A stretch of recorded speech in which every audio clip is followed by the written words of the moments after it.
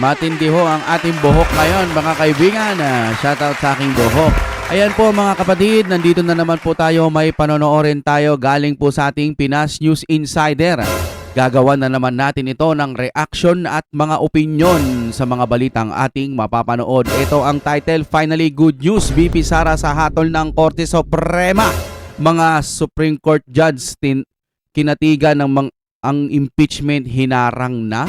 Ayan, walang question mark pero para sa akin question mark yan, ano? Dahil gusto natin malaman ang totoo. Ano ba ang meron dito? Kung ready na kayo, simulan na po natin ang panonood na galing sa Pinas News Insider na ating bibigyan ng opinyon. Oh my God, we're back again. Come on, now let's get down to business. Alright mga kapatid, anong meron dito? Ito, ang balita ngayon, trending at pinag-uusapan ngayon sa mundo ng social media. Yes. Ang di umano'y balitang, kahit anong pilit niyong siniraan at halos taplakan na ng lupa ang Vice President na si Sara Duterte ay sadyang lulutang talaga at hindi niyo matatago ang katotohanan laban sa kasinungalingan. Mukhang di makapaniwala ang mga loyalistang bulag sa katotohanan at mukhang may matataranta na naman sa balitang ito, lalo na ang gobyernong Tapos ang kumpirmadong balitang galing mismo sa Korte Suprema na may matinding utos at may hatol o binigyan ng 10 araw ang Senado at Kongreso para magbigay komento tungkol sa impeachment ni Vice President Sara Duterte. Saglit lang to mga kapatid. Magbilang ka lang ng ilang araw, no? Pero bago ang lahat, kung bago ka pa lamang sa aming channel, please huwag kalimutang mag-like, subscribe at i-click ang notification Nasa description bell para yan. mas maging updated ka pa lalo sa lahat pa ng bagong video na i-upload namin. At ito na nga mga kababayan, ito ang balitang dapat malaman ng taong bayan. Kapapasok lang na balita, inatasan na mismo ng Korte Suprema ang mababang kapulungan at ang Senado na magbigay komento sa loob ng 10 araw kaugnay ng petisyon ni Vice President Sara Duterte na humihiling na ibasura ang nasabing kasong impeachment laban sa Vice Presidente. Ayon pa sa kumpirmadong balita, galing mismo sa Supreme Court spokesperson Attorney Camille Sumeting, layunin ng kautusan na ito na makuha ang posisyon ng 2 kapulungan ng Kongreso hinggil sa mga isyong inilatag sa petisyon. Kung ating matatandaan kamakailan lamang na naghain ng petisyon ng Vice Presidente na si Sara Duterte noong February 18, 2025 na kumikwestiyon sa legalidad ng impeachment complaint na inaprubahan ng Kongreso noong February 5, 2025. Ayon pa sa nasabing petisyon, iginiit ng Vice Presidente Sara Duterte na nagkaroon ng grave abuse of discretion ang Kamara pagproseso ng impeachment at hiniling niya sa Korte Suprema na harangin na nakatakdang pagliliti sa Senado na inaasahang magsisimula sa Hunyo. Ayon pa sa kumpirmadong Parang alam ko pinagmamadali pa nga ata yan. na inilabas mismo ng Korte Suprema sa kanilang official FB page sa kasong GR number 278353 Sara Z. Duterte versus House of Representatives Reginald Velasco and Senate of the Philippines. Binigyan ng Korte Suprema ang Kamara, Secretary General Reginald Velasco ng Kamara at ang Senado ng 10 araw para magkomento sa petisyon ni Vice President Sara Z. Duterte na humihiling na ipawalang bisa ang ika-4 na impeachment complaint laban sa kanya. Sa kanyang petisyon for certiorari and prohibition with a prayer for a temporary restraining order TRO, sinabi ng Vice Presidente na ika-4 na impeachment complaint laban sa kanya ay labag sa Article 11 Section 3.5 ng Saligang Batas na 4? 3 lang nakaraan nagsasaad na 1 beses lang dapat simula ng paglilitis sa impeachment laban sa isang opisyal sa loob ng 1 taon. Ayun. Bakit naka-4? 3. So ibig sabihin, pag isa ngayon, pag nabigo sila, sa susunod na taon naman, hindi pwedeng sunod-sunod yung paglabas. Ano? Ayon o yan sa pagkakaintindi natin. Panito, Kamara, Senado, pinagkokomento sa petisyon ni BP Sara ng Korte Suprema. Binigyan ng Korte Suprema ang Kamara si Secretary General Reginald Velasco ng Kamara at ang Senado ng 10 araw para magkomento sa petisyon ni Vice President Sara Z. Duterte na humihiling na ipawalang bisa ng korte ang ika-4 na impeachment complaint laban sa kanya. Ayon. Unquote. Nang lumabas ang balitang ito, hindi naman napigilan ng marami sa ating mga kababayan na magbigay ng kanilang hinaingat komento sa mundo ng social media. At ayon pa sa kanila, null and void ang complaint ng mga kongresista, walang basis at due process, purely political. Pamumulitika lang para hindi makatakbo sa pagka-presidente sa 2028 at sa Alam nyo, itong binabasa ng ating Pinas News Insider na purely political, pamumulitika lang para hindi makatakbo pagka-presidente sa 2028. Pag ito nakita ng Korte Suprema, ay nako, sana gumawa po ng hakbang o bagay po na makakapagparusa doon po sa mga nang-uurat kay BP Sara, di ba? Hindi ho kasi biro itong impeachment eh. Lalo na kapag wala ka namang ginagawang masama. Mabuti na lamang ho matibay-tibay si BP Sara. Hindi lang din natin alam kung kapag wala ang camera, babae pa rin yan. Malamang naiinis pa rin yan, pwedeng naiiyak pa rin yan sa ginagawa ng mga hayop-hayop sa kanya, no? Para sa akin, hindi dapat ma-impeach si BP Sara. Sana lang, no? Yung nakikita natin kay BP Sara, yung talagang palaban niya. Sabi niya nga, mas masakit pa nga daw yung break-up, no? Kaysa ma-impeach. So, ibig sabihin lang nito, ipinapakita ni BP Sara dun sa mga kumakalaban sa kanya, cool lang ako. Cool. Blooming ako. Kahit anong gawin nyo sa akin, hindi ako basta-basta masisira ng ganyan lang.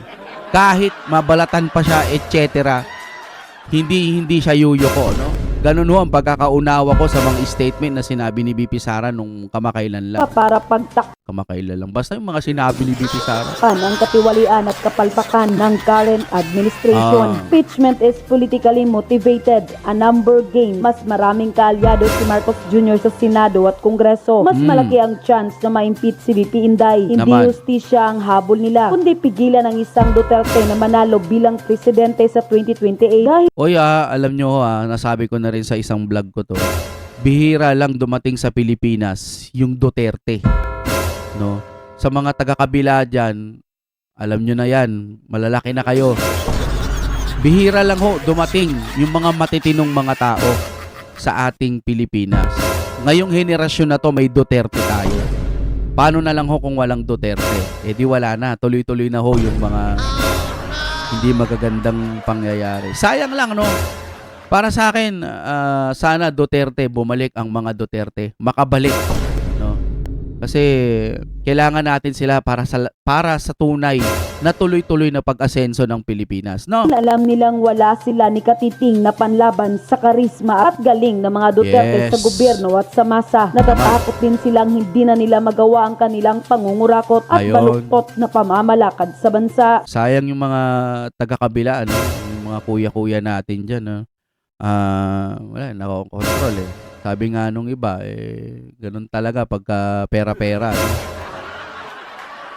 Kapanghinayang lang. Kasi kung sino pa yung mabuti, yun pa yung binabato nila.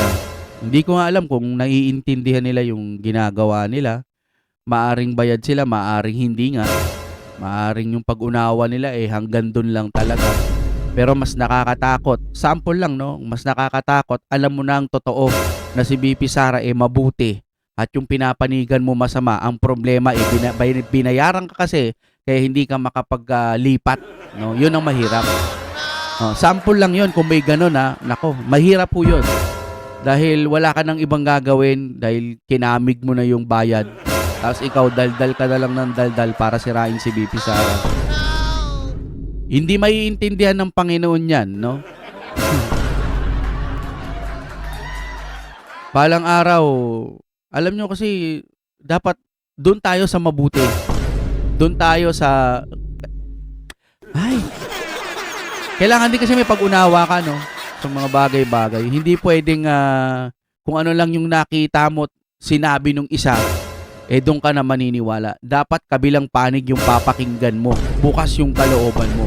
Ako kasi pinapakinggan ko din yung kabila pero ang tabang, wala akong makitang bagay na pumapasok O bagay. Wala akong makitang malinaw na paliwanag na pumapasok sa aking kaisipan para ituloy ko ang pagtatanggol doon sa kabila. Si BP Sara, may pinapakita may mga ebidensya at nakikita mong nagtatrabaho talaga. 'Di ba? Sayang. Ako, nanghihinayan talaga ako kay BP Sara kung sakasakaling mapababa siya.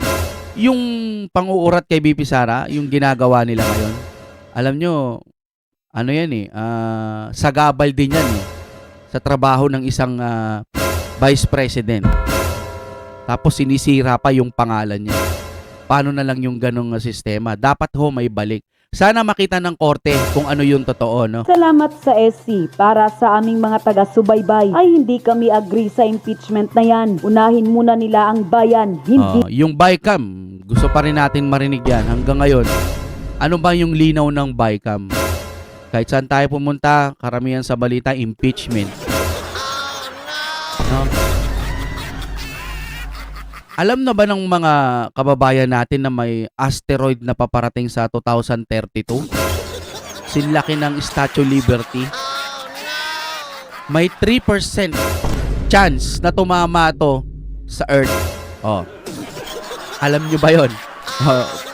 Nakakatakot yun. Although hindi sa Pilipinas babagsak, pero nakakatakot pa rin yung chance ng 3%. Huwag nyong maliitin yung 3% kasi sa mga games, yung 3% na yan, nakakapasok yan. Alam nyo bang may ganon? Asteroid. Papasok. Sinlaki ng Statue Liberty. Hindi rin nyo alam, no?